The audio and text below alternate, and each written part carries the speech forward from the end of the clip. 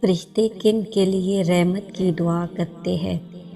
باجماعت نماز کا انتظار کرنے والوں کے لیے، اگلی صفوں میں نماز ادا کرنے والوں کے لیے، صفوں میں مل کر کھڑے ہونے والوں کے لیے، صف کے دائیں جانب کھڑے ہونے والوں کے لیے، نماز سے فارغ ہو کر جائے نماز پر بیٹھنے والوں کے لیے، لوگوں کو خیر و بھلائی کی تعلیم دینے والوں کے لیے، مریضوں کی عیادت کرنے والوں کے لیے، روزے کے لیے سحری کھانے والوں کے لیے، نبی صلی اللہ علیہ وآلہ وسلم پر درود بھیجنے والوں کے لیے۔